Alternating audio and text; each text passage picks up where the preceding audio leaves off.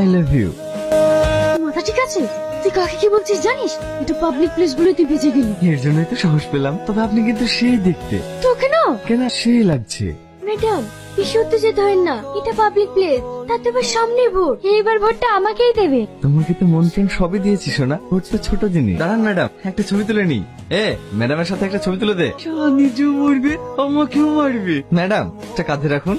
Madam, যা বলছি তাই করেন, একটা ছবি তো।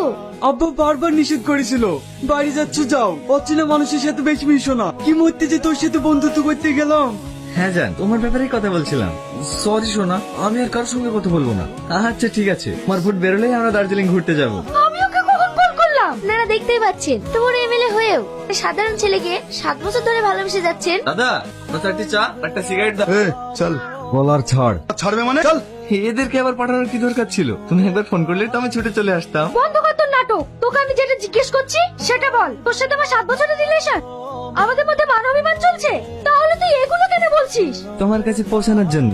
মানে? কারো স্বপ্ন থেকে ইঞ্জিনিয়ার হব, ডাক্তার হব, কিন্তু আমার ছোট থেকেই স্বপ্ন তোমার মতো সুন্দর এক এমএলএ হাজবেন্ড হব। বাহ, খুব সুন্দর। দেখো, তুমি কিন্তু খুব বেশি বেশি করছো। জানো এটা কি হতে পারে? চুপ।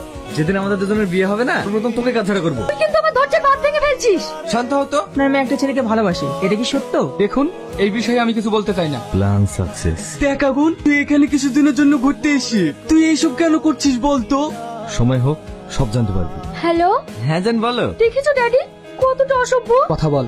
তুমি কোথায় আছো? আমি তো তোমার মনের মধ্যেই আছি। কেন, শ্বশুরমশাই কিছু বলছে নাকি? তুমি জানলে কি করে? দেখেছো ড্যাডি, তুমি যেখানে এসেছো ও সব জেনে গেছে। আই শ্বশুরমশাই, কেমন আছেন?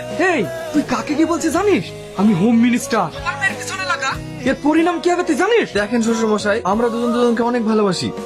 আপনি আমাদের মধ্যে পথের কাঁটা হয়ে দাঁড়ায়েন না। শোন, তোকে এখনো বলছি, তুই আমার মেয়ের পিছন ছেড়ে